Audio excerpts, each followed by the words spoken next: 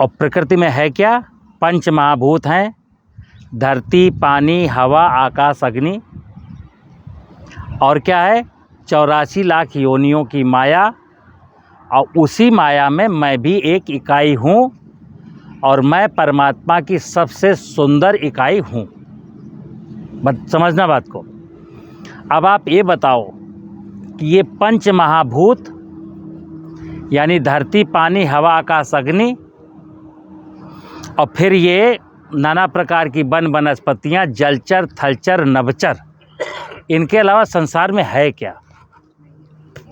कोई चीज़ और हो तो बताओ, नाम बताओ। कुछ नहीं है।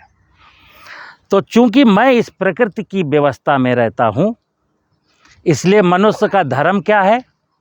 जैसे आजकल बहुत होता है, वो अधार्मिक हैं, वो धार्मिक हैं, उन्होंने अपना धर्म बदल लिया।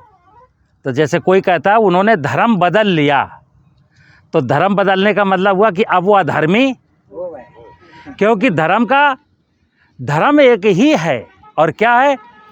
प्रकृति की व्यवस्था के साथ परस्परता में मिलकर के जीना। क्योंकि आपको 2 वक्त की रोटी भी प्रकृति से मिलती है, आपको श्वास लेने के लिए ऑक्सीजन भी प्रकृति से मिलती है, आपको पीने का पानी भी प्रकृति से मिलता है, आपको सूरज की ऊष्मा भी सूरज भगवान से मिलती है, आप शहद खाते हो तो मधुमक्खी देती है, पेड़ों से फल मिलते हैं, पेड़ों से लकड़ी मिलती है, पेड़ों से ऑक्सीजन मिलती है। तो प्राकृतिक खेती का मतलब है प्रकृति के वैभव को ठीक करना, माने इस धरती की उर्वरा शक्ति को बढ़ाना। समझना बात को। इस धरती की उर्वरा शक्ति को बढ़ाना। और जब हम बताएंगे धरती की उर्वरा शक्ति कैसे बढ़ेगी, तो बिना पशुपालन के, बिना पेड़ के, बिना जीवों के नहीं बढ़ सकती। बात समझ गए ना? तो इस धरती में नाना प्रकार के जीव हों, केंचुआ हो, चिड़िया हो, आकाश में आसपास कहीं जलाशय हो जिसमें मछली हो, कछुआ हो, मेंढक हो। अगर हमारे वातावरण से, जहाँ आपका खेत है, जहाँ आपका गांव है, अगर आपके गांव के जलाशय नष्ट हो चुके हैं, अगर गांव के खलिहानों पर, मेड़ पर खड़े हुए पेड़ लोगों ने काट लिए हैं, अगर आपके खेतों में केंचुए नहीं हैं, अब कोई कहे कि आपको जैविक खेती, प्राकृतिक खेती करनी है, तो मैं बता रहा हूँ नहीं होगी, नहीं होगी, नहीं होगी। क्यों? प्राकृतिक खेती में मुझे प्रकृति को पहले लाभ कराना है। समझना बात को। चूंकि प्रकृति को मैं माँ कहता हूं। अगर माँ संपन्न है तो अपनी संपन्नता कहाँ ले जाएगी? बताओ आप हमको। अगर धरती माँ संपन्न है तो अपनी संपन्नता कहाँ ले जाएगी? आप ही को तो देगी। और अगर ये संपन्न है तो आपसे यूरिया, डीएपी, पोटास नहीं मांगेगी ना।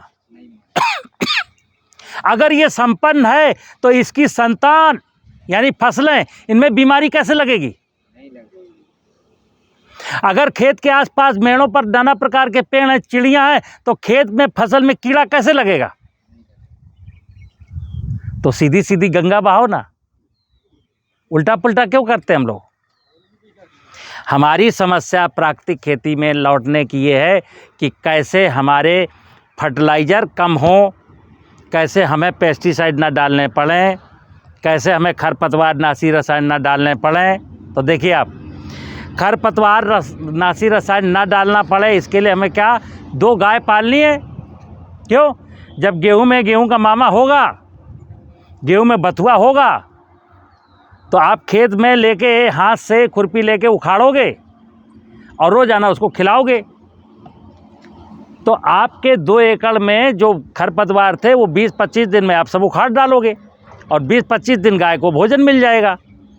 खरपतवार की समस्या भी ख़त्म और गाय के चारे का इंतज़ाम भी हुआ, दूध भी मिला। अब गाय छोड़ दी, पशु नहीं बांधे, तब क्या करोगे?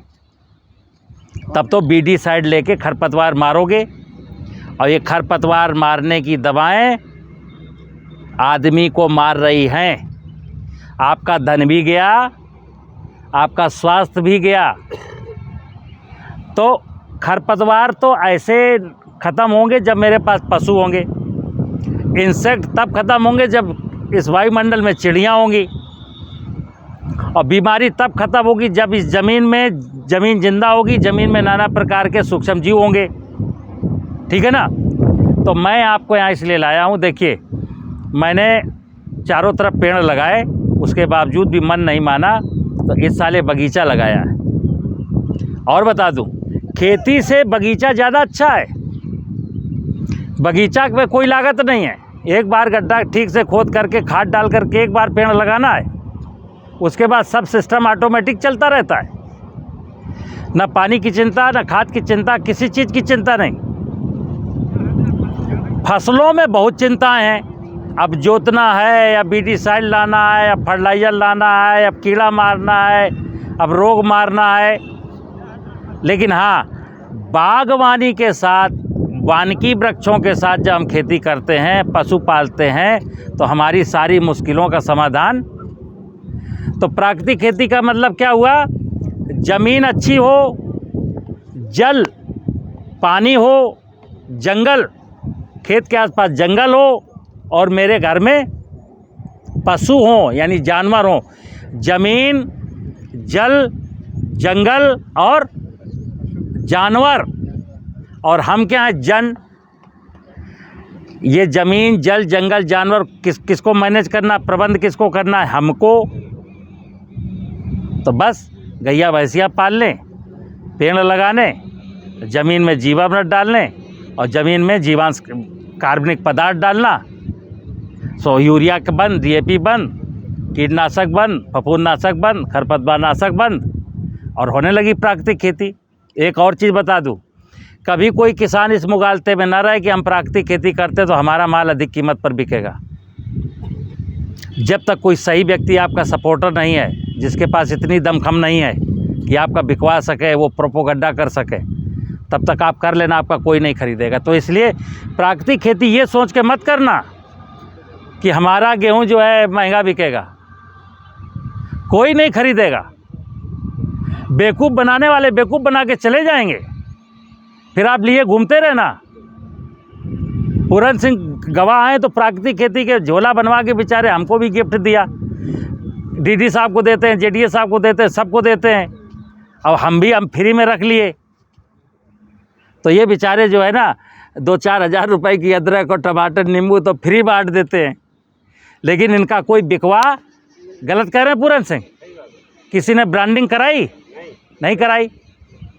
तो मैं फिर बता दूं, सुनिए, हाँ लटका, सुनो मैं क्या कहता हूँ, प्राकृतिक खेती करिए कि मेरे फसलों की उत्पादन लागत घटे, मेरी ज़मीन की उर्वरा शक्ति बढ़े, मेरे ज़मीन के नीचे का पानी ना ख़त्म होने पाए, मेरे ज़मीन के ऊपर की बायोडाइवर्सिटी ठीक हो जाए।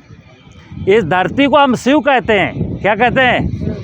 ये धरती शिव है, और धरती के ऊपर जो माया है 84 लाख योनियों की, वही पार्वती है। तो आदि पिता शिव माने धरती, और आदि शक्ति दुर्गा माने 84 लाख योनियों की माया।